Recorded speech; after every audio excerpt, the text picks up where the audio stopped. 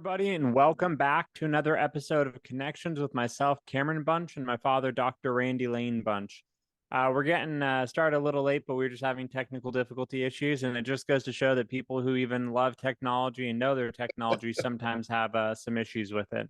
Yeah. Um, Last week, we were just kind of getting into talking about the idea of acting like a child.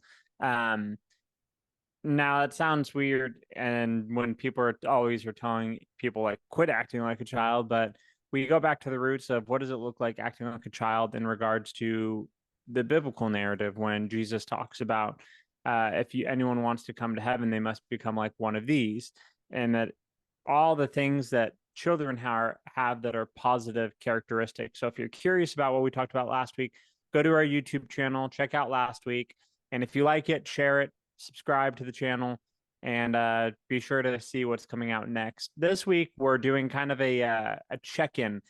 We talked about at the beginning of the year some of the resolutions we were setting out to have, and we mentioned that we'd be following up with them. And as it is literally January 31st today, it was a very convenient day to just have a first month check-in. And that doesn't mean we'll do them every month, but it goes to we can give you guys maybe a first month, first quarter, first half of the year type of check-in to give you an idea of what's going on. So in that, I guess I can kind of open up some of the things that I was very transparent with some of you or with you guys about some of the goals that I had set out that I wanted to accomplish. I mentioned wanting to be able to do 100 push-ups, sets of 10 pull-ups. I said 10,000 minutes of walking, be 190 pounds or lower. Wanted to build up finances for a down payment on the house. Wanted to get my business I started to a sustainable level. I wanted to read 12 books of the Bible, complete 4 secular books. I wanted to grow on my video production skills and do one fun thing a day. Well, some of these are going very well, some of them not as well. I would say the furthest one I am from would be the 10,000 minutes of walking and working on my business. 10,000 minutes of walking has definitely been a something that I'll probably have to cut down and reassess at a realistic level of because on my wife and I's week we have Monday's a free day, Friday's a free day, and Saturday's a free day, of meaning we don't have something to do that night that keeps us busy. Otherwise, we're often because Wednesday nights I'm here with you guys. On Tuesday, Thursdays, my wife tutors, and then on occasion Mondays I have meetings with the media team at my church, and then Fridays we normally will have family events or do stuff on the weekend or whatnot. So the planning to walk 30 minutes every day after work with her has definitely taken a derailment, but we still try to get out. And the goal for us is to set something because you're going to like miss 100% of the goals you never set. But setting a goal, I can at least assess my, at the end of the year, my accuracy of measuring that goal. And then as for like working towards my business, I've been to some meetings and I'm slowly working on that. But because of the busyness of other things in our life that have picked up, it's kind of taken a slower pattern this month. But the good news is in other areas, it's going exceedingly well. In the financial realm of building up the down payment towards our house, we're being consistent and saving 25% a month to build towards that. Um, for my weight loss journey, it is January 31st. And in the month of January, I went from 215 to 204. And incidentally, and funnily enough, 204 was actually not my lowest. But because I've taken a different approach to dieting this time and that I want it to be something sustainable, I'm not concerned about days that I would consider cheat days because I want to be able to enjoy life. Because one of the things we talked about when we were going over resolutions was how you and I have been on a diet program before that didn't allow for a lot of fun and was required a lot of discipline. And I wanted to make sure that when I entered into this, it was a lifelong sustainable thing. And don't get me wrong, I think diet seasons are very important to be strict, to teach us our discipline, to teach us our mechanics. And then once we get through them, like it helps us bring down a lot of weight, get a lot of motivation behind us, and then we can start realistically reassessing more practical long-term solutions. And so I wanted to set out long-term practical solutions. So I actually was telling you about this the other day and haven't mentioned it to hardly anyone, but I actually decided to create a whole Excel sheet of everything that I'm calculating in that regard, meaning I calculate how many calories I have, how many carbs I have, how much protein I have each and every day, down to the exact calorie. Because I was watching a video and the guy was there was an interview between two individuals, and he was like, "Hey man, you're a health guy. I'm a finance guy, so maybe you can help me in the health realm, and I can help you in finance." He's like, "I've been trying to lose weight." He's like, "I've been going to the gym and I've been getting stronger." He's like, "But I can't lose this weight around my gut." And he's like, "Well, my first question for you is, are you counting calories?" And he's like, "No." And he's like, "Well, there's your issue. Like, how do you know, like, if you're supposed to be losing weight if you're not counting your calories?" He's like, "Everyone has a basal metabolic rate, and you need to be losing. Like, you need to be lower than that in a deficit if you want to lose weight." Black and white. That's the end of the story. If you're not at a caloric deficit, you're not going to lose weight. And the guy's like, "Well, I mean," he's like, "No, you're just not going to lose weight." So for me, I was like, you know what? I'm going to track everything. And in doing so, it's been very effective of knowing if I have a cheat day or a cheat weekend or something, I know exactly how far that delays my progress because I've been tracking it. And in week 3 was my birthday of January, the third week was my birthday. And so on that weekend, I had like one of my friends come into town, and for like 3 days I had like not my strict diet. And so I like put on there cheat week, like, or cheated 3 meals or 3 days or whatever it was. And so I could see exactly how it affected. But over the course of a month, I still lost 11 pounds, which to me is great. It's great progress. If I do that in February, if I do that in March, if I do that in April, it's a consistent, happy thing for me. So, just keeping with the tracking of that, as far as exercise, I'm up to 50 push-ups and 5 pull-ups. So it sounds like I'm halfway there, and it sounds really cool because I've been increasing like 10 a week because we're in the 5th week. For those of you that are keeping track, we're in the 5th week of the year. But it's actually not as effective as you think, because once you hit the 50s, 60s, 70s, I'm sure my progress is going to slow down as there becomes more of a barrier to hit past.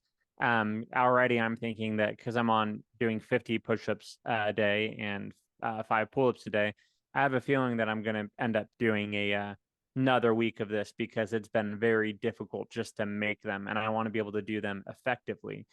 So that's how that's going, at least. And then I have read one book of the Bible. I've not even started a secular book. So all in all, I'm moving forward with a lot of my goals. I'm moving towards being lower than 190. I haven't probably kept up with making sure I'm doing at least one fun thing a day, but I think I've been doing more fun things than I was last year. And as far as video production, I haven't had an opportunity this year to be do a video production project, as I've worked more on website design stuff for my church. So that's fine by me. It's still in the creative aspect and learning something new. But I just wanted to give you guys an update because I said I'd be transparent. And I think one of the things that we forget is that we forget our goals, and we think like, well, you know what, January's through, I haven't made any goals, or I fell behind, it's lost already. And it's like, why?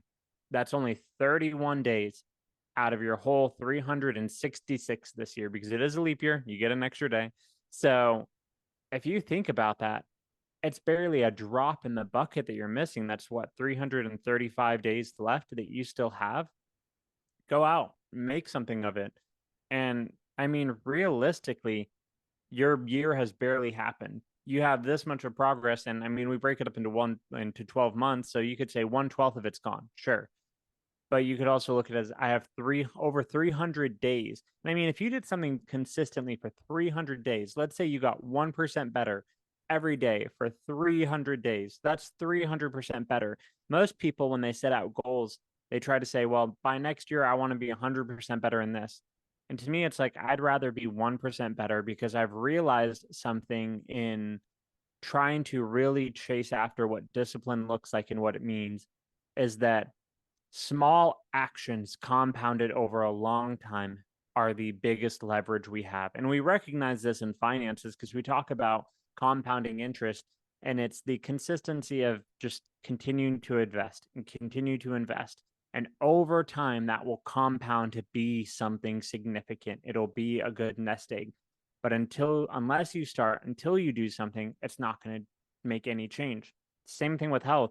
If you are looking at your caloric deficit over a week, yeah, maybe one day wasn't as good as the rest, but over a week, over a month, over a year, if you are consistent with just staying in a caloric deficit every single day, and yeah, sure, some days you don't, but over the week, over the month, you're still staying under, over time, you will lose weight. If you are in an effort to build up muscle, you just do, again, what I'm doing, a couple push-ups a day and keep increasing, keep increasing. No, it's not going to be as fast as someone who tries to train 2 hours a day every day, but maybe it's more sustainable that you slowly creep into it.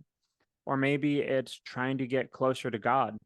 It's not that if you read all the books of the Bible in one day, or you all of a sudden going to be very holy, you're probably going to be very bored and you're going to have forgotten most of what you read.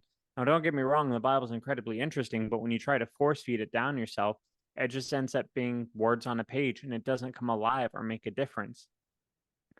And so it's much better if you read a verse a day versus a chapter a day if you're not getting anything out of that chapter, but you're getting something out of that verse. So the small actions compounding over time make a significant difference. So I just want to encourage all of you, if you set out goals and you haven't started, or you started and you've kind of wobbled on them, get back on the bike. If you started a gym membership, go back and get on the literal bike that they have there. Maybe lift some weights. If you decided that you wanted to eat healthier and you're like, aha, I went grocery shopping, but the meals were difficult, just make all your meals at the beginning of the week or start planning and setting stuff aside. I mean, one of the things that takes a long time when cooking, I know for sure, is prepping all the materials. So set aside the seasonings and measure them, or cut up your vegetables, or like have your meats thawed, have all that prepared to set yourself up for success. And don't be discouraged just because January's passed, because you still have February, March, April, May, June, July, August, September, October, November, and December. You still have so much time in this year to do something effective. And if you want to be growing so that you can do something amazing, it starts with a single step. Oh, one of my other goals was drinking 80 ounces of water a day. Most days I hit that. Well, that's good. Yeah, hydration is extremely important, and particularly if you're looking to lose weight and be healthy, either one, really, in for every respect, it's important to stay hydrated, at least 64 ounces of water a day. Well, when it came to my goals, I wasn't really excited about this update because might have been a little bit higgly-piggly, but part of what I realized when you set a goal, the first month is a great opportunity to find out if the goals you set are really even what's important to you.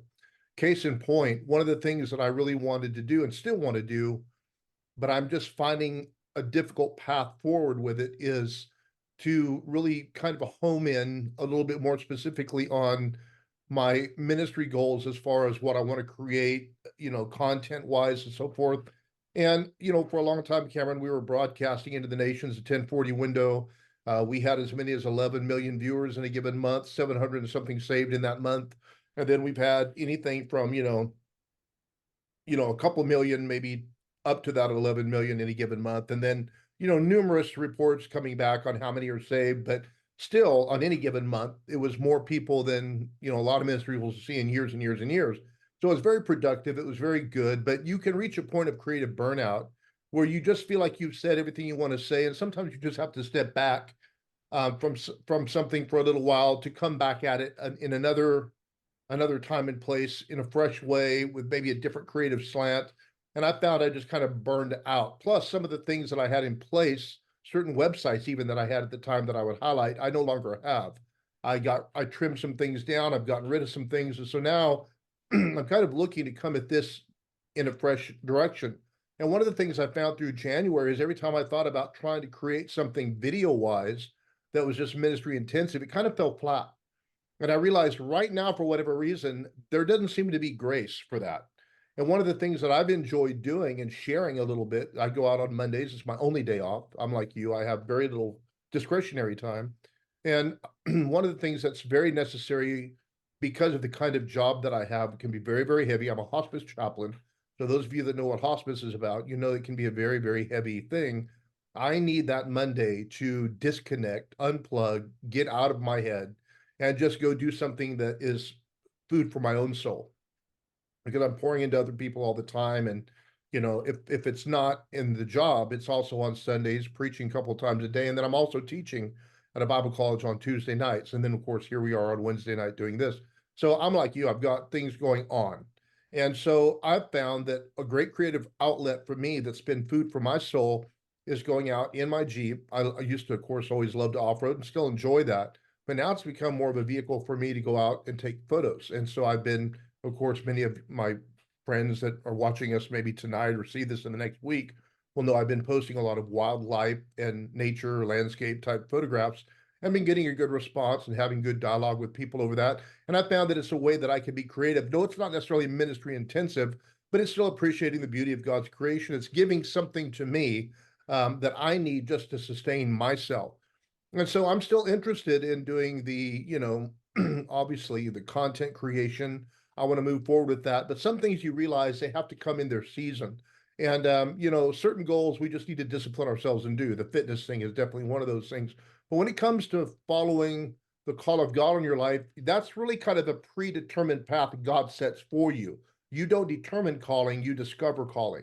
And like I said, my great friend John, Pastor John had said one time, friend of mine in New Hampshire that pastored, he said, when I come to the end of a certain season and my heart's not in that anymore, I go on a journey to find out where my heart went. And that's kind of where I'm at really in content creation right now.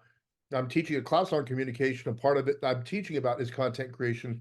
But as far as me having a fresh expression of that, it just doesn't seem to be there right now. So rather than trying to force something, I am endeavoring to just kind of seek the Lord, get the mind of God, get direction from Him so that it's not kind of like ready, fire, aim, because I feel like that's what it would have been had I just pushed through and tried to produce something that wasn't coming naturally or didn't seem to have God's grace on it. The other thing is on the fitness side, I've been working out. I kind of had a lull at the end of the year, which extended somewhat into January simply because I was so dedicated throughout the entire year. I kind of reached a little bit of a point of burnout. And even now, I have to tell myself, you're going into the gym tonight. And so, like, after I get done with this broadcast, actually, I'm going to the gym. My wife's got a basketball game, her granddaughter's playing. So I'm going to be going to the gym and getting my workout taken care of. It's funny, last night, Cameron, after the class, I still felt like I had some energy, a long day. I've been working all day. Then I taught for an hour and a half. I still felt like I had pretty good energy. And I told my wife, hey, I'm over here in Bakersfield because I have to drive 40 minutes over to Bakersfield for work every day. I said, I feel pretty good. Maybe I'll just hit the gym. I'm a member among other places of Planet Fitness.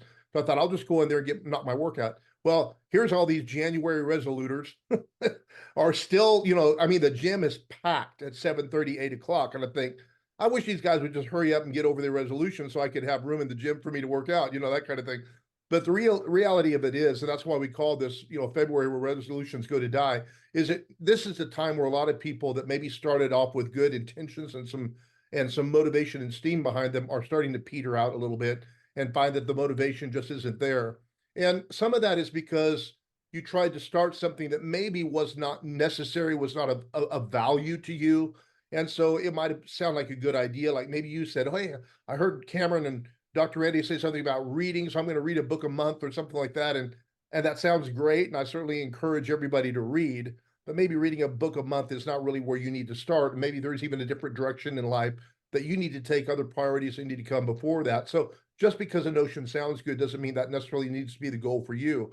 And another thing, I think sometimes we can have too many goals that we try to work on all at once, and our energies get diffused and we become unfruitful simply because we're not focusing on the one or two things that are of primary importance. So last night, Cameron, on my way to class, I got in a conversation with my old health coach. I'm a health and wellness coach, as you know, for a particular company. And I talked to my coach. And so I made a financial investment to get some of those, some of the food that I need to provide structure for me. Now, you're really good at these. When you're saying Excel sheet, I wanted a brick wall so I could smash I can't stand Excel. If there's one thing that I wish would burn to the ground, it's whatever building that they created Excel in. That's how much I can't stand spreadsheets. But anyway, that's just my issue. But so for me, I need to find structure some other way. Well, as you know, you've done this same program before. The program has an inherent structure built into it. So if you stay true to it, it will limit your carbs, it will limit your calories, it will do the work for you so that you don't have to track necessarily because you're tracking by nature of being on the program and staying consistent with it. So I made the investment to do that, at least for a couple of months, to get me going, to have that inherent structure provided so that then I would have kind of like, I guess you could say I could get my wheels back on the track. And once I get the motivation and momentum, I can then continue it on without the the training wheels of the program. So I made that investment and I'm continuing to work out. So that's going well. And the thing is I was sharing with my health coach last night, I've got muscle. There's nothing wrong with that. I've got strength. I've got a lot of that back. The problem is I've got fat on the top of that muscle and it doesn't look good, if you've got fat on top of your muscle. So I may be strong, but I'm not looking the way I want. And of course, it also impedes your health in other ways. You feel more sluggish, you feel more tired, particularly if your nutrition isn't where it should be. If you're not drinking the water that you need to, it can affect you in a lot of different ways. And so I'm kind of getting on the stick. One of the things I chose to do is to journal. I got this little A6 leather bound journal that was actually given to me. So I bought the journal itself, the innards, so that I could kind of track my progress from this point forward. And so really, if you might say that rather than starting January 1, I'm kind of starting February 1, or really January 30th, I guess. Yesterday, I got back into the gym and did 2 workouts, which I saw a day before yesterday. I missed yesterday, as I said. Did 2 workouts because I was a little bit behind and paid for it. But nevertheless, things are going well. But one of the things I think that's important to say, Cameron, is it would be ridiculous for anyone, and you alluded to this, to say, well, I kind of blew it in January, so I'm going to throw the rest of the 365 days that, not however many that would be, minus 360, 330 something days, right? I'm going to throw those away since I blew it in January. What a waste that would be. January 1 is a great initiator for something because it's kind of like, a new beginning, a new year, a new start. But so is February 1. For that matter, so is January 15th or January 16th or January 17th. So to wait another year before you fulfill your goals is ridiculous. Just get back on the horse. If you fell off, get back on. But I think one of the things people don't do is they don't think through things well enough. So they kind of go off half-cocked because they just want to do something.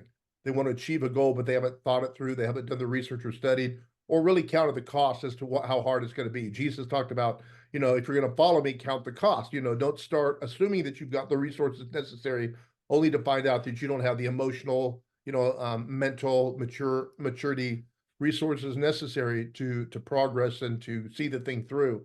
So I think, again, not having unrealistic expectations is a big thing. When I was talking to my health coach, for example, if I can lose a pound of fat a week, that's huge. I don't think people realize, unless you have seen what a pound or 5 pounds of fat looks like, if you're losing that much fat, now I'm not talking about just weight, but if you're losing that much fat, even 5 pounds of fat in a month, that's huge. That's enormous. You'll notice changes very quickly because a pound of fat is a lot. 5 pounds of fat is a huge amount of fat. I remember when I first started the program back in 2020, where I ultimately lost 82 pounds, I wasn't just losing fat, I was losing muscle as well. And when I was talking to my health coach about it, he said, we've learned a lot since we initiated this program and all got on board. He said one of the things that was kind of fear-based, we were so afraid that if we had people exercise, that they would be passing out because you're eating a relatively low amount of calories and so forth and so on. And so it wasn't really designed as well as it could have been. And so people weren't working out when they really could have been, with just a little bit extra calorie, a little bit extra protein. And so now they're kind of, I guess you could say, revamping it, not reinventing it so much. The nutrition's still there, the philosophy's still there, but just kind of adjusting it for those who want to hit the gym or who want to be a little bit more aerobically inclined or whatever. So you might lose the fat a little bit more slowly or the weight a little bit more slowly, but you're also sustaining your muscle. I lost a lot of muscle. I look back now at the videos and photos, Cameron, of when I lost that 82 pounds, and I don't like the way I looked. I looked spidery and gangly to me.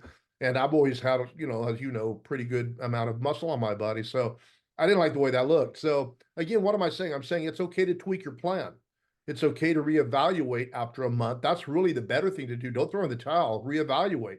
Take a step back, look at things realistically and say, okay, what can I tweak? What decisions can I make that will, again, set me up for success? Sometimes it might be as simple as finding a mentor or a coach or a partner, somebody that can help hold you accountable. The 2 reasons, Cameron, why we found that people do not stay with, for example, their health goals is they lack accountability and they lack structure. And so like with you, you're very organized. You've got this Excel thing going. God bless you. Maybe we can cast that out of you. But anyway, I'm just kidding. But you got this Excel thing. Most people probably are not going to do that.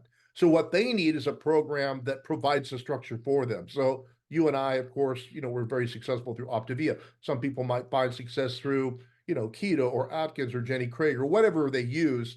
the point is that it provides a framework, it provides a structure. If they stay committed to that, there's a reason why all these things are still around, right? They will bring success to the people who effectively utilize them. The thing that we liked about the program we utilized is because it gave you the right amount of macro ingredients. It didn't trim you down too much on the carbohydrates, still gave you some for energy. So I'm doing a variation of that, which will not probably enable me to lose as much weight, but it'll enable me to preserve my muscle while I'm losing fat. And that's the end goal. I don't really care what the scale says as much as I do how my clothes fit, how I'm looking. And actually, for those that are on your weight loss journey, you'd be a lot better off gauging your weight loss journey by how your clothes are fitting and how you're feeling than just what the scale is saying. Because if you're working out and exercising, muscle weighs more than fat. So you could be losing fat and basically giving your body a new composition and getting more fat and losing more fat and gaining muscle, and not be losing a whole lot on the scale, but actually being very successful in your health journey. So again, all that speaks to this idea that we need to be a little bit knowledgeable, do a little bit of research, make the investment. And then, another thing is put your money where your mouth is. Again, if you're going to do this, make the financial commitment, buy the groceries, do whatever it is, buy, get that gym membership. If you're serious about it, then a financial investment in your goal is going to be a given. One of the things I've committed to, and I've already done quite a bit of, is I'm more committed to this, again, content creation stuff. I've bought lenses. I've been, very much involved in getting a better studio kind of setup, if you will, to try to, be in a position where I can do these things more effectively. And like I said, I know it's coming. It's just needs a little bit more redefinition. But again, if you're not willing to make a financial investment in whatever your goals are, you probably aren't all that serious about it. Because where your treasure is, that's where your heart's at. And if your heart's not in this thing, you're probably going to only be successful for a very short time. And one of the things we always tell people is if you're trying to do this based on some kind of motivation, then you'll probably fail, because motivation is a quick burning fuel that will not last. So if you just watched a few bodybuilder videos, or you watched a few distance runner guys, or a few influencers that were talking about getting fit in 30 days, and if you quit watching those videos, you'll realize real quickly, where did my motivation go? You get preoccupied with other things in life, and you haven't maintained that, fuel, throw that fuel on the fire by staying in the environment of watching these things that motivate you. Then you'll find out that your commitment was probably pretty low. It's just your motivation was high. And motivation, as we said, is a quick burning fuel. You'll run it out in a hurry. If there's not a more heartfelt commitment behind these resolutions, behind these determinations, you probably won't see it through to the end. Yeah, and there's a couple things you mentioned that I want to hit on. One was that when I stated all my goals and like where my progress was at the beginning, it sounded like I was doing a lot of work, and it sounds like a lot. But the reality is, I would never do something if it wasn't realistic for me within my time. And I mentioned how busy I am and how my life is, and that's fine. I've brought those things on myself, but you have to realize, because when I'm saying these things of what I'm doing, it sounds like I'm doing a lot of different things. But let's put it in perspective. Everyone has to eat. So realistically, all I'm doing is trimming what I'm eating. And I'm someone that I am fine eating the same thing every day. I don't need to, as long as it's good. Don't get me wrong, it has to taste good. If it doesn't, I will not eat it every day. Um, but I can eat the same thing every day as long as I enjoy it. And one of the things I enjoy doing is cooking. And so I can cook stuff that tastes good that I can enjoy. So, for example, every morning I'm going to wake up, I'm going to eat 2 eggs with some sriracha sauce, some cheese, maybe some seasonings. More recently, I've been dialing back on seasonings just because I don't need them, because the sriracha sauce hasn't all the seasonings I need in it. So normally it's a little butter in the pan, 2 eggs, scrambled cheese, sriracha sauce, and there's, I don't think, any carbs in, except for the butter, I think, that I consume there. That's So mostly it's fat. what? The butter's mostly fat, so not a lot of Yeah, carbs. I think it has like a carb or two though. Like if I was to use a whole tablespoon, which I don't, but I'm always generous on the carbs and calories side, and less, like, I'm always negative towards the protein, because I'd rather be high in protein and low in carbs and calories. So I overestimate the carbs and calories, underestimate proteins. But so it's a couple hundred calories, um, of some protein and no carbs, basically. And then I wait till lunchtime and I do, and for me, because I could do an entire chicken salad sandwich, or I could do two like sausages and buns because I get keto bread, to be clear, which they have one net carb per slice. So for me, it's super low carb. It's like 45 calories if I do the imitation wheat one, or 35 if I do the normal white one. And it has a little bit of protein, I think.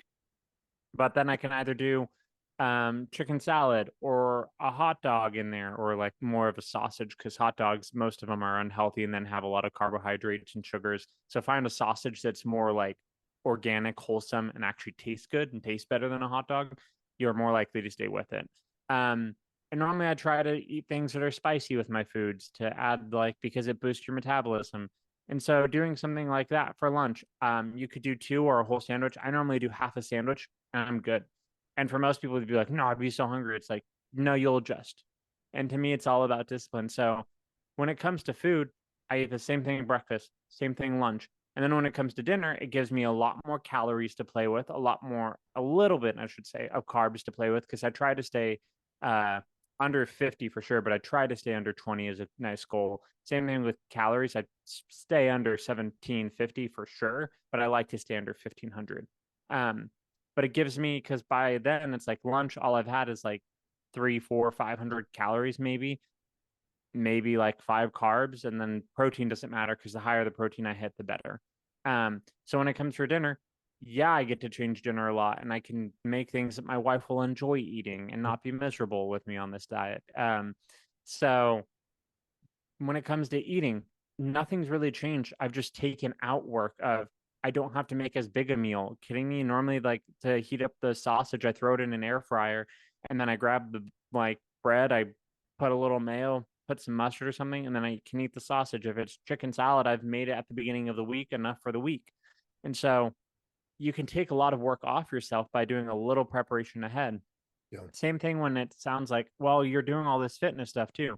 No, I'm doing push-ups and pull-ups like some point during the day. You know how long that takes? Less than 5 minutes. Realistically, if and what I'm attempting to do is to make sure I can do these in sets of, like I said, I want to be able to do sets of 100, sets of 10 pull-ups. Like, it's really taking very little time, because to build up to do 50 push-ups and 5 pull-ups shouldn't take you more than 5 minutes, especially if you're doing them nonstop. So I go in, I do them real quick. It takes less than 5 minutes.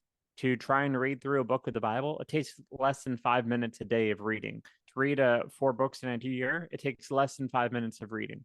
So all these things, it sounds like I'm doing a lot. It takes about 5 minutes for each of the things, if that. Um, and then a lot of the things are passive, continual building. Like I said, building up a down payment for a house. That's just something that has to happen over time. I can't, I could speed it up by taking odd jobs here and there, and I'm not opposed to that. And I very well might be. But it's not something that realistically, it's time, consistency, discipline. Takes more discipline of just not spending than to try and run something to do it faster, or trying to get below 190 pounds. I can speed that up by, again, like, withholding certain things, but if I want to do it in a sustainable way, it's just over time it's going to happen. So a lot of these goals where it sounds like, well, you're doing a lot of these things or that thing, no, it's realistically taking 5 minutes out of a day. And so you need to be realistic with your goals and with your time, because, for example, if you're very busy like me, 5 minutes is like a significant amount of your time, but it's worth it. I mean, realistically, if you're working a job, you should get up 5 minutes every couple hours, anyways, to get up, stretch, move, just for your body. And in those 5 minutes, knock out some push-ups. Maybe like go and grab your lunch and be like, well, maybe I don't need my whole lunch that I packed today. I could eat half of it and still be in like good shape. And it's just learning, like, hey, something I've learned is, like, I don't need that feeling of fullness. In fact, I actually had a cheat day on week 5. So this week, that would have been on Monday. I had a cheat day. I went to sushi with my wife's family to celebrate my brother-in-law's birthday. And I had ordered a sushi roll, which is not on plan because rice is carbs, but I was fine with that. It's a celebration day, and I'd rather care more about celebrating the individual than sticking to a plan. But they asked me to order them rolls because I love sushi, and I'm very, like, into a lot of Japanese culture, Japanese food. And so if you take me to a Japanese restaurant, I probably just asking you some questions, we'll find something you like and are going to enjoy. And so they asked me to order for the table. And so I ordered a bunch of rolls and they wanted all these different rolls. I wanted my one roll. And so I ate it and like I shared some of the pieces and I was fine. And they're like, well, there's still some sushi on the table. Can you help us with it? And so I was like, sure. And I was like, I'll try some of the other rolls that I'm curious about. And then later they're like, hey, can you help us finish them off? There's still more. And I was like in my head, I'm like, why am I going to do this? And I did it and I regretted it immediately. I hated that feeling of fullness because once you learn to just eat to where you're not hungry, you feel much better. You don't feel that, oh, I feel nauseated feeling or, oh, I feel tired and dragged down. And so it's just once you learn healthy limits of eating, you feel better. So working within your time and working within reality, you end up adjusting, your body adapts to what you're doing and you end up feeling better about it. And then my dad also poked fun at my Excel sheet, and I love my Excel sheet. Um, but it's because you need to do what works for you. Yeah. For me, the Excel is accountability. I don't have someone in my life that lives day to day with me that is endeavoring to accomplish the same things I am. That's just the fact of the matter. And if you can't have an accountability group around you, you need to build yourself accountability. And so this chart allows me to be accountable and to really assess, am I lying? And the nice thing is, I love about finances and health is that you can't lie about it. Like you can to other people and whatnot, but you really can't to yourself. If you're saying you're eating healthy and you get on that scale and it's not moving, there's a reason. It's because you're lying about it. And so the numbers won't lie, whether it's in finances or in health. The numbers are what they are. If you're eating at a caloric deficit, you'll lose the weight. If you're saving more money than you're spending, you're going to build wealth. That's just the black and white of it. And so it's very effective to create these charts. I mean, when you first start out financially, if and I love helping my friends that have never done anything financially develop a budget. The reason why is you put everything down and you see it in black and white, and you know, this is how much I can spend, this is how much I can't. And I helped one of Jody's family members recently, and they're doing great. And that feels great that I was able to help them and develop a budget. And they're like, yeah, I already paid off this debt. I'm so close to paying off this one. And like, then I'll get like out of, and they're looking to be out of debt by the end of the year. That's fantastic for someone who's gone through college and has a job. Like, they're going to be able to be out of debt. And they're like, well, I really want this car. I'm like, well, if you save up for it, realistically, maybe in a year or two, you could buy it outright in cash. You're like, that's it? It only take a year or two? I'm like, yeah. And they're like, oh, I didn't know that. I'm like, yeah, if you just do this, this, and that. And they're like, and I'm like, you could buy it out in cash and still have a lot of money in your savings for other stuff and emergencies. And he's like, okay, I'm going to do that. And so do what works for you. You have to devise some sort of accountability. And for me, it's an Excel sheet. And I like numbers. I'm very logical, very analytical. Don't get me wrong, I'm a very passionate and emotional person, as you guys can attest to me being on this podcast and when I talk. But I'm also very logical and analytical because for so much of my life, I was not a disciplined individual. And I always just thought, because someone said it to me the other day, they're like, yeah, you just have like a good metabolism, don't you? Because they've seen me lose a lot of weight. And I'm like, no, I have a terrible metabolism. I'm like, if you want to see a good metabolism, look at my brother. Like, he can eat whatever he wants. He doesn't gain a pound. And it's like, I have to be conscientious about it. But it doesn't matter what he has and what I have. I have to focus on what I have, what I can do. And I've seen all these people with like amazing gym bods, and people are like, man, you just must naturally. And I'm like, no, they worked for it. Same thing with people in finances. They're like, oh, you must have been so lucky just to like break, like get this big break. And they're like, no, they risked everything financially to make it there. And the reality is, people that do hard work and keep accountable to it end up seeing results, whether that is financially, health, and emotional growth and spiritual growth. Same thing with great men and women that we admire that have done great things for God. It's not like they just woke up and all of a sudden God like was like, here's all this knowledge, here's all this wisdom. Now go lead people to Christ. No, they had to spend time in their Bible. They had to spend time in prayer. They sat under great men and women who instructed them on the importance of the gospel and were able to endow them with a lot of wisdom and maturity. And I've said this before and I'll say it again and I'll say it every single time. I am a compilation of those who have gone before me. I stand on the shoulders of great men and women who have taken the time to invest into my life. And I am so blessed because of that. And that's what I have to bring. It's and what God has blessed me with. Everything I have is not of my own accord of my own doing. It's what I've learned from others. And that brings to a third point I wanted to bring up from what you're saying is that you really do need to inundate yourself with videos, with literature, with, and if you can, community that's going to help you with your goals. Because if I stop focusing on my goals, it gets real easy to veer off. It's same thing when you're driving a boat. If you guys have ever been on a boat, you have to have a fixed position in the future to aim towards. I was very fortunate when I was, gosh, 7 or 8. One of my friends in Vermont, her family was rather wealthy, and they had like a huge boat. And the dad, first time I was there, he's like, "Hey, you want to drive this?" And I'm like, "What?" He's like, "Yeah, you want to steer?" And I'm like, okay. And I'm like just trying to keep the boat straight. And he's like, "What are you doing?" And I'm like, I'm just trying to keep what looking. He's like, "Well, you're not going straight." He's like, "Look at a tree in the distance and just aim towards it." And he's like, "And you'll be as straight as you can be." And that's the reality of life, is that we need to keep our goals in front of us. And like Paul even talks about this. The one thing I do is, forgetting what lies behind, I stretch on towards the prize. Because anyone that wants to be successful has to aim for a goal. You have to have in and one of my friends was telling me, and I that his dad, one time he went to his computer and he like was getting on the computer, and he had this terribly photoshopped picture where his face was just tacked onto like this massive bodybuilder with like a like this Adonis figure, like looked like Hercules. And he's like, "Dad, what is this?" He's like, "That's my goal." And it's true, like you have to have your goal in mind. And for him it was setting it in front of himself every single day to realize, this is what I'm working towards.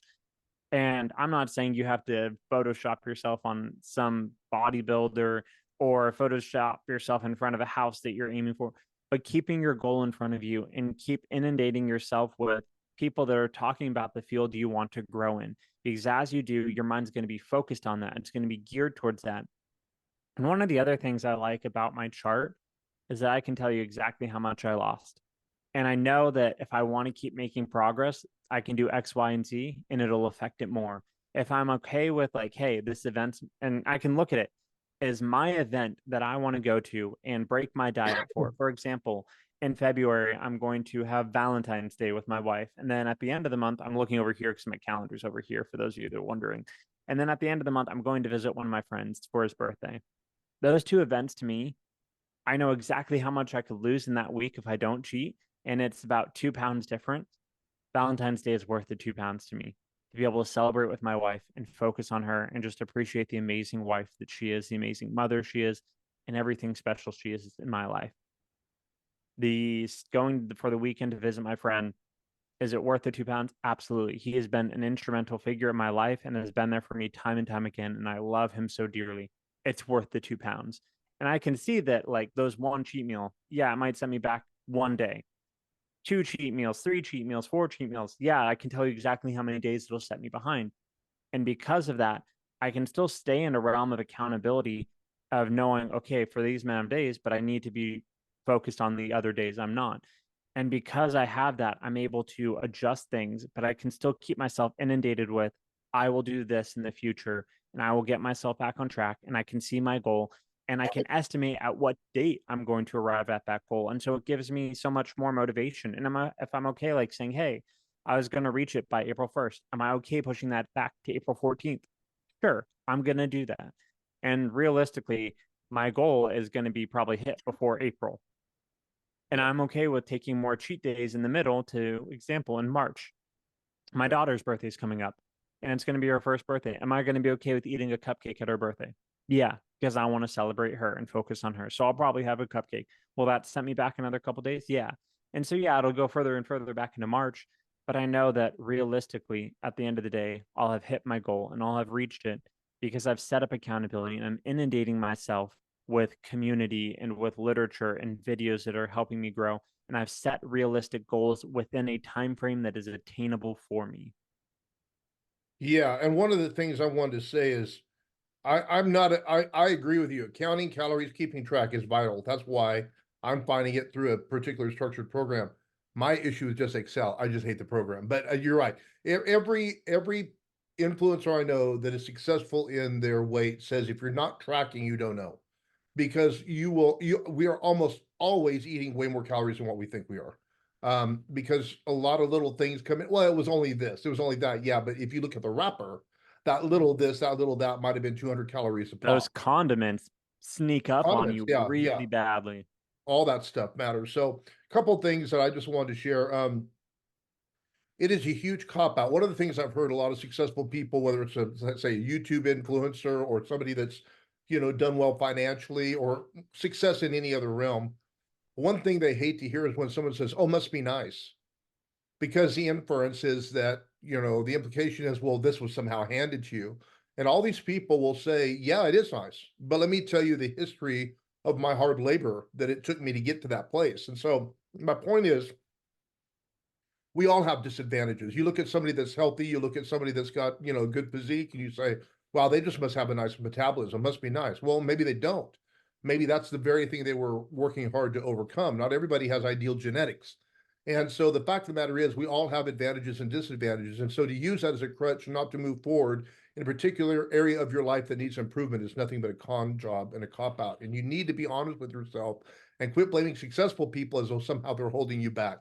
Rather, they should be the inspiration. Put a flipping picture of their face on the wall. That's what you probably need to do. Let them be inspiration for you, not your competition.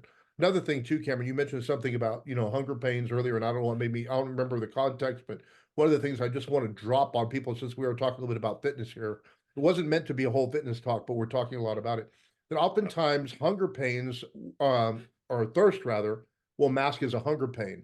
And so if you're not hydrating properly, a lot of times your body will tell you you're hungry when really what it is, it's thirsty. And the hunger pains will, or thirst pains, need for hydration will mask itself as I'm hungry. I need to eat something more. When actually, if you just hydrate properly, that will help with your appetite. And so that's a really important thing. And you were talking also about community. There was and I think I brought this up before, but it's perfect in this context. There's a health and fitness guru back from the 90s named Bill Phillips. I think it wasn't that long ago I shared this story, but for those that are maybe just hearing it for the first time, he was on an interview and he was talking about, why home gym equipment oftentimes doesn't work, right? We've all had that experience where I'm going to buy the Bowflex, I'm going to buy the Nordic Track, I'm going to buy the whatever, and it becomes a glorified hat rack. And it's not that there's anything wrong with working out at home if you have the discipline to do it. But the fact of the matter is, many of us don't. And we get distracted by the phone call, the TV, the laundry on the bed, the crying child. And so for those people, it's usually better to make the investment financially, one, to get a gym membership. One of my favorite comedians, he's on Dry Bar Comedy, a really hilarious guy, um, Robert Mack. And he said, I joined a gym this year because I decided I wanted to lose about $30 a month. And unfortunately, that's all some people do lose is the, gym membership fee. But the fact of the matter is, Bill Phillips said, it's very difficult to do the right thing in the wrong environment. And he's using that home gym, idea as a representation of that. But I think that's also true of other kinds of habits. That's why if you're on a strict, nutrition plan, you don't go down the middle of the store. I don't know whether everybody knows this, but grocery stores are designed to where if you don't want to go buy the cookies, the chips, and all the things that you need to stay away from, you stay on the outer edge of the grocery store. And that's usually where the health food stuff is. You can go in the back and get your milk or whatever you need in the dairy product line, come around. Your veggies are usually on the outside, all that kind of stuff, your meat department, and then you can go around the grocery store rather than go through the grocery store and avoid all the stuff that you don't want to eat. I didn't know that. I found this out, but it's true. If you stay on the edges of grocery store, you're more likely to stay healthy and just stay away from the cookies and chips and all that kind of stuff. The unfortunate thing about my grocery store is actually the last aisle, if you go around the perimeter, is all the cookies and candies. Yeah, see, they're doing that to trap people, but for the most part, grocery stores are designed where if you stay on the perimeter, you're likely to stay away from the things that are tempting. So that may not be always true, but it's oftentimes true. They're designed that way. So anyway, um, you know, finding a community, finding an environment, finding something that it's very difficult to do the right thing in the wrong environment. It's also hard to do the wrong thing in the right environment. If you go to the gym, that's not a place to sit and do your homework or listen to your iPhone or, watch videos on your iPhone because everybody else is working out. And you're going to kind of feel like, man, I ought to be working out. So it's more of an environment that invites that kind of diligence. I think the same thing can be true with, I've heard people say don't use your phone to do your devotionals because messages and texts and different things will pop up. That's not bad. I have an iPad that's actually a dedicated Bible. It's a small mini. It has not a whole lot of anything coming up, and anytime I use it, I just put the do not disturb on, like I do a lot of times anyway, and utilize it for my Bible so that I'm uninterrupted. But there is a lot of truth to the fact that maybe you need a secluded room or a special place to do your devotions and your Bible reading. And the key with spiritual growth is the same as physical goals. Consistency is the key. We've been focusing on that a lot, but I do not know a single serious influencer in any arena where they've had great success that does not say the same thing, that it's not trying to do it all in one day, 1 week, 1 month, but consistency. The same thing with calories. It's not how much you eat or don't eat in a day, but rather how much have you ate over the course of that month. So maybe you do have a cheat day or a cheat meal, but then you're strict other parts of the month, or you prepare for that cheat day or meal by, eating a little bit more strict other times of the day. Some people do this with intermittent fasting. They'll only eat in an 8 hour window and they'll fast the rest of the time. And so they can be a little bit more liberal with themselves in that 8 hour window because they're going to be fasting in that other 16. Still don't want to be unhealthy, but you may be able to, indulge a little bit more and have a little bit more slack with your diet, particularly if it's an easier way for you to do that. I know one lady, I was listening to her, she's very fit, and she was talking about how she eats about a 6 hour window. And she said, sometimes I'll come to 1 o'clock, was when she normally has her first meal in the day. She said, I don't even feel like eating. I'll wait till 2. And then, I mean, she goes from like, I don't know, it's like one, maybe it's like 1 to 6. It's a very small window, but she eats pretty much what she wants. Now, again, not tons of junk and stuff like that. She's still healthy.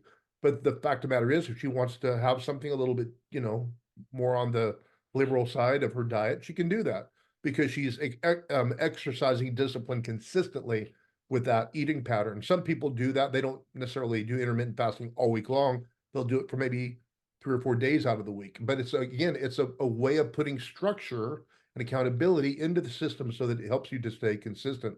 Another thing that I would encourage people to do is don't do a nutritional thing if you're not supplementing that with some kind of physical fitness or exercise. Because one of the most important things you can do for yourself, particularly as we age, is put muscle on your body.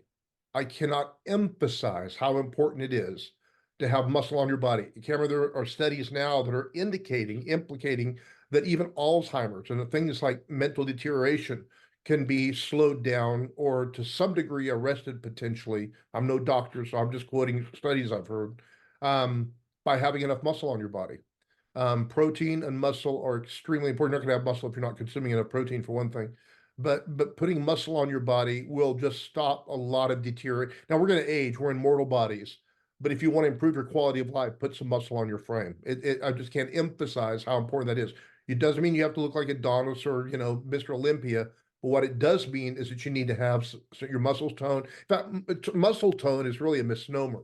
Muscle tone is just muscle. There's no such thing as toned muscles. You either have, developed muscles or you don't. Not everybody has to have huge muscles to have developed muscles. So that's an important distinction to make. Women particularly get afraid, well, if I go to the gym, I'm going to, look like a bodybuilder, and you're worrying for nothing. I mean, it takes a lot more effort to put that kind of muscle on your body.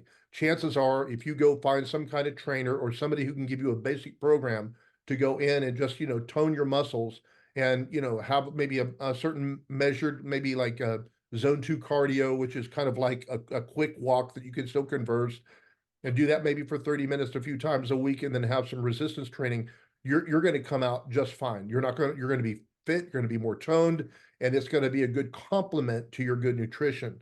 But to do one without the other is kind of like missing half of the thing. So I encourage people to do both, and it's very important that we do both. And also just for your emotional and mental well-being, one of the important things to do that people don't realize is get sunshine in your face, get sunshine in your eyes, particularly in the morning. It's really important, they say, to get light in your eyes from the sun. early in the morning. So these are just, some health tips that'll help people. But I just want to encourage you, if you're going to do it, you might as well do it right. And where do we learn this stuff? I've watched people that are qualified, certified health professionals on YouTube. And I've done a lot of that because, I'm trying to reach certain goals too. So I'm not prescribing to other people what we ourselves are not doing on some level. And so, these things have helped me, and I think they'll help other people too. The sunlight in the morning, I learned from a neuroscientist that has his own lab named after himself in Stanford. So, a lot of these things are very important for us to learn. I think it's just one thing that I think, we're hitting around but not saying directly is it's important to unplug. A lot of our health problems are because we're so highly sedentary. We're so in our screens, and here we are doing a podcast saying that. But you don't need to be in front of a screen all day long unless it's your job. You need to be doing other things. You certainly need to get outside. You need to get some fresh air. One of the things that has helped me so much, I didn't realize how much I was missing it, Cameron, until I started off-roading. And one of the things I love to do when I get off-road, I love to drive with the windows down. I love to get wind in my face. I love to feel the sunshine. I like to feel the chill air, just like to get up in the mountains a little bit above the haze of the Central Valley that is just, not the best air quality in the world. It's so important that we get outside and enjoy God's creation. It just makes sense. Somebody made mention of the fact that one of the reasons why we've lost our sense of the transcendent, lost our sense of God, is if you think about it, people, back in ancient times were agrarian.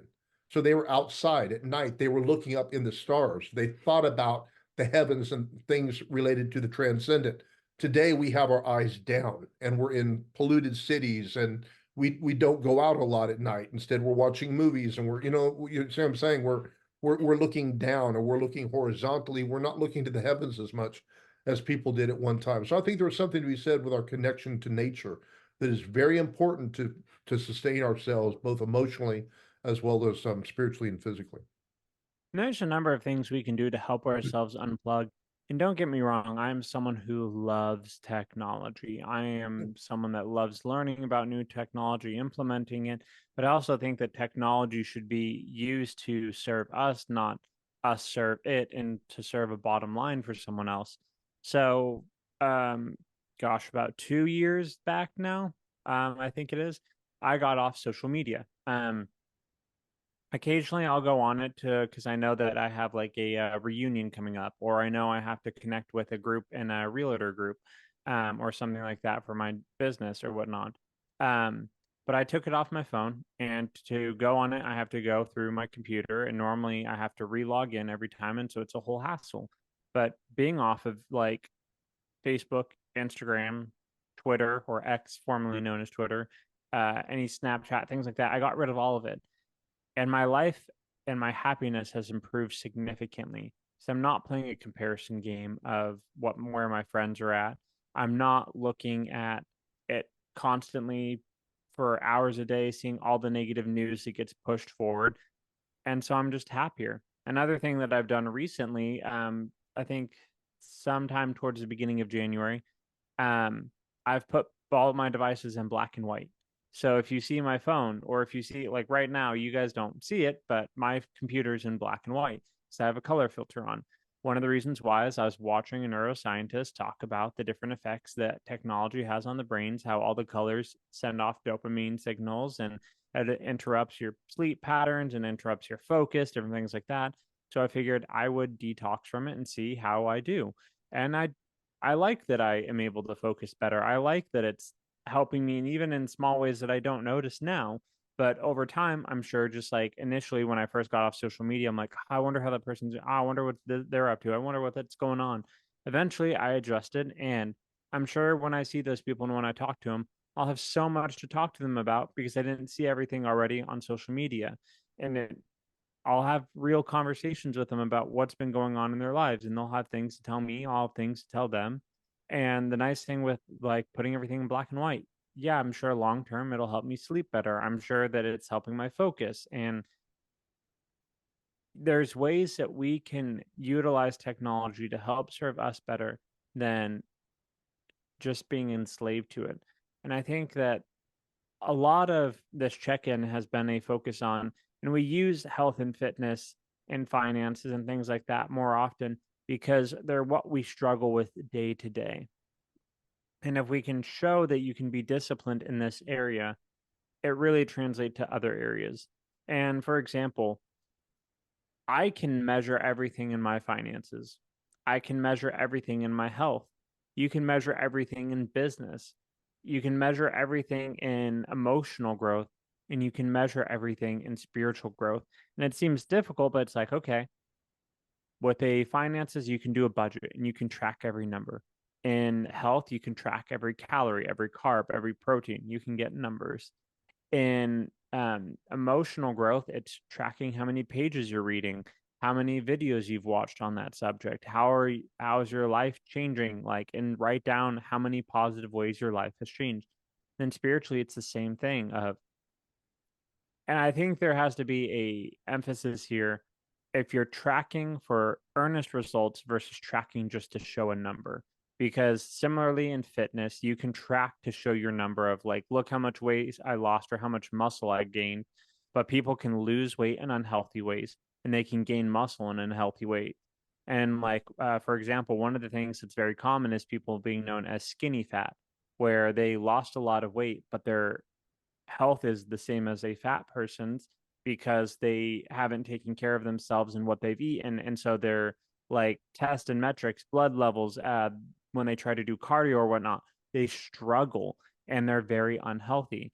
Same thing with muscle. People do a lot of unhealthy things like steroids and other substances to try and gain muscle, and it destroys their life. Same thing spiritually. You can bump your numbers to bump your numbers for numbers' sake. Say, hey, I read 5 books of the Bible in January, and it's like I read first, second, third John, Jude, and like some other one that's super short. Are you picking that for a number? Or are you picking that for earnest growth? You Yeah. can say, yeah, I memorized like 30 verses in January. Did you really take them to heart? Are they impacting your life? Or did you just want to be able to have numbers to say, hey, I memorized this many scriptures? And same thing in all areas, finances. Finances is a little harder to do that with because it's normally like, yeah, you having more money in your savings and less debt is going to be a positive thing. But I think again, like if you're doing it just to get out of debt to then buy something to get back in debt to say like, look, I just bought a Tesla, I just bought a Lucid, I just bought a Ferrari, a Lamborghini, whatever your idea of flexing with your money is, like all of it comes down to discipline is incredibly necessary for growth and progress and to become closer with Christ. Yeah. So we want to be transparent with our check-ins and have coffee talks like this where we can just tell you what's going on in our life because we want to encourage you with, hey, we're endeavoring to move forward and be disciplined. No, we're not perfect, but we can show you what we're doing. And we just want to be able to show you that, hey, it's little amounts of work over time. I mean, it's been 1 month and yeah, I lost 11 pounds. That's far from like the, gosh, what is it, like 35, 40 I want to lose overall. Yes, I said below 190, but there's more I want to lose and muscle I want to put on. But it's like 11 pounds. It's like you're still far away off. Yeah, so, but I made 11 pounds. And let's say I did want to lose 40. I'm over 25% of the way there and I'll keep going. And you guys might be like, well, I've already missed all my January. I set it out for a year to go down around 40 pounds or whatever it is. A year. If I did 10, 11 pounds in the first month, what about the second, third, fourth, fifth month? By then I'll be done. And you might be like in your fifth month, be like, well, I never started. You still have the rest of the year. If I did it in less than half a year, you could do it in the rest of your half of your year. Right. So we just want to encourage you in discipline and realize that, yeah, these things start slow and they take time and they build and they build. Heck, maybe next check in, you're like, well, you were at 50 push ups last time. What are you at this time? And I'd be like 60 or 70. And you'll be like, that's not keeping with the same rate. No, it might not be. Because, like I mentioned, it might slow down, but I'm caring more about the earnest result of it versus the number. Yeah, and chances are when we do the next checkup, it'll probably be something like in June, maybe a half year checkup. We just wanted to do this first month one because it is the time where resolutions go to die, February. I think it's only 18%. I could be wrong. resolutions last through January or into February. I think it's only 18%. So it's a good time to do kind of a checkup and to let people know, hey, just because you're not where you want to be, it's no reason to quit. Keep on, it's you got the rest of the year. I would hate to think that because I failed once, I quit on, life.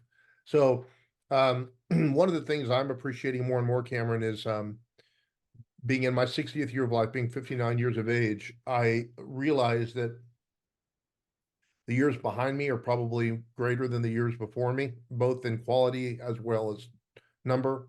So I want my time to count. And I shared with you just before we came on today the study that I had referenced here on the show before, that in the United States, this is a Western discovery, not worldwide, but in the West, the most productive decade in a person's life is from 60 to 70.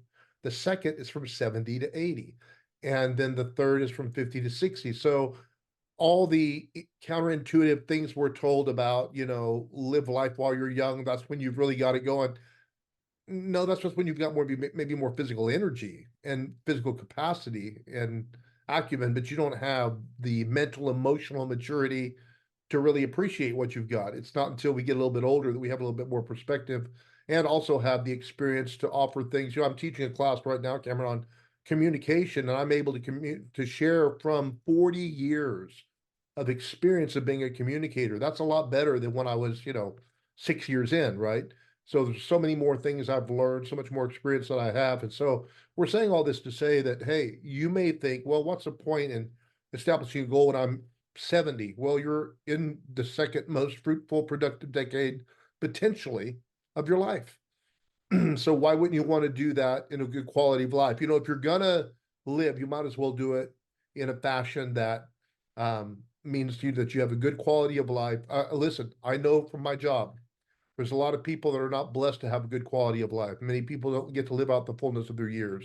So we need to appreciate every day that we have and live it to its fullest, do God glory, do God honor by doing all that we do to honor and glorify Him. And I don't think we can do that if we're tired all the time, if we're worn out all the time, if we're financially strapped all the time, if we have all these beautiful dreams that never get off the ground because we don't have the diligence to put a plan in place.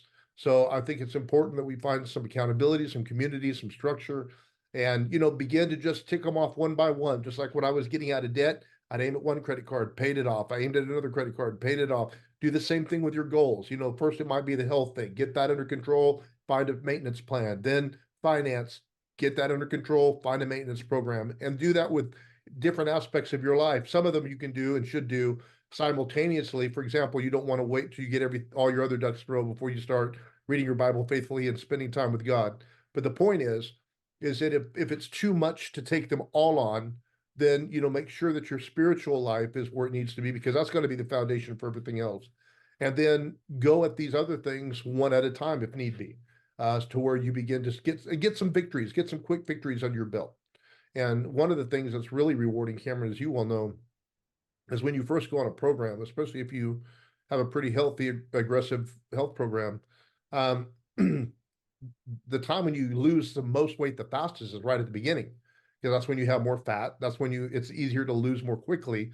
It's when you get down to that last, as we all know, 10 to 15 pounds, that things start to slow down. As you said, I remember when I was at my strongest, Cameron, I think I only did 72 push-ups. So, I mean, that's a good goal. Hey, I'm going to bust past that, whatever. But the point is that, you can have a lot of success quickly.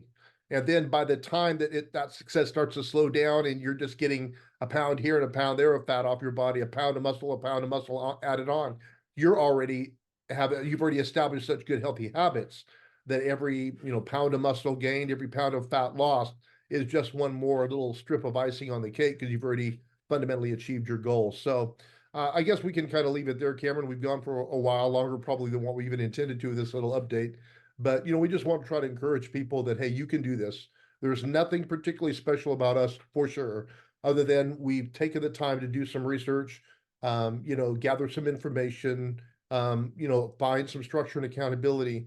And like I said, sometimes it might mean going back to a system that you had thought you graduated from. And now, you know, I don't want to have to go back there. That's kind of how I felt about my eating program. But you know what? I'd rather be successful than fail.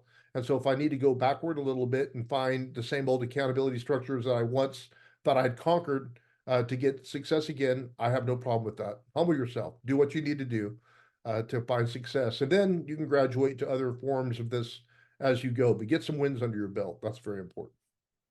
I was trying to find real quickly on the internet, if I could find a list that I had found a while ago where a lot of people feel it's too late for them. And so I came across this infograph a long time ago of all these entrepreneurs that started really late in life. And I couldn't find the exact one, but here's a list of like people that we know as incredibly successful that started in their late 30s, normally early 40s, 50s, 60s, or later. And so, first one, Ray Kroc. If you guys have heard of McDonald's, he's the one that made McDonald's big. He got the kind of stole the idea from a couple brothers and turned it into what it is today. Colonel Sanders was in later on in life. Henry Ford, um, Sanders. I hope you guys know KFC. Colonel Sanders, like Henry Ford, founder of Ford Motors, started late in life. Sam Walton of Walmart, his family is all billionaires now because of what he started late in life. Martha Stewart, someone who built a large empire of what she has today, started late in life. Vera Wang, famous wedding designer, dress designer, started late in life. All these people started in 40s, 50s, 60s. So realistically, if you feel like, and still like, maybe you're like, well, I'm past 60. It just goes to show that it doesn't matter what age you are, you can start. And maybe you've worked really hard and you've never had a big break. A lot of these people worked in, for example, Sam Walton worked all through his 20s and 30s, and it wasn't until like his mid to late 40s that he had like his big break. A lot of these people worked really hard for decades and saw nothing, but it doesn't mean that it's not going to happen. Sometimes it just takes a while for breakthrough to happen. And oftentimes, the people that you envy and see in like leadership positions, you realize that they're older. And you realize when you listen to them, they're like, oh, I started this like 20 years ago. And it's like, yeah, last year it took off. And it's like, what? No, I just heard about you last year. Yeah, that's the first time you heard about them. And oftentimes you don't realize, and I like what my pastor says of like never criticize someone's harvest because you've never seen the seed they've sown.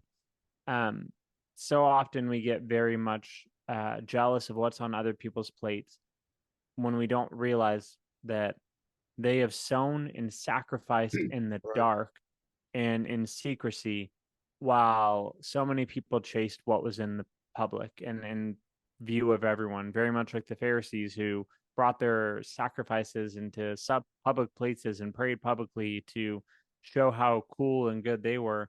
Meanwhile, discipline happens in the dark, hard work happens in the dark. You have to do the right thing when nobody's watching. And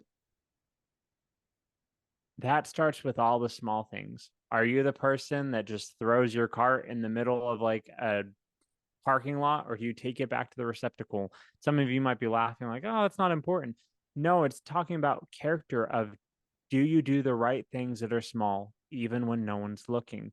Because it's the accumulation of those things that matter and have a huge effect over time.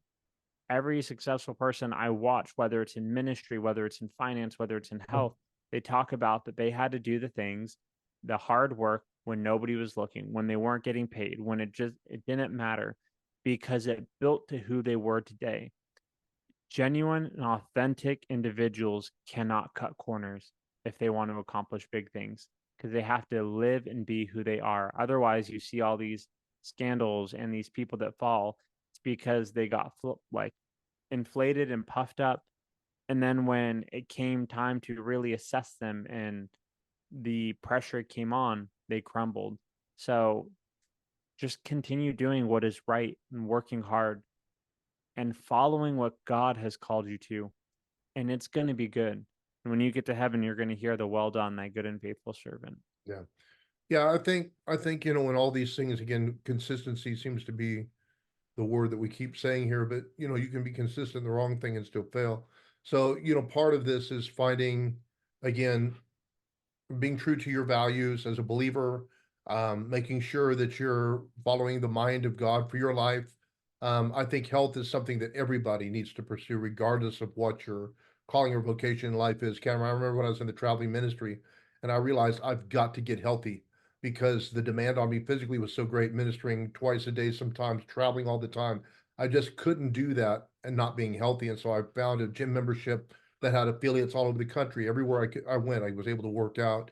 And that was a real lifesaver for me. And so, again, if you want to do it, you can.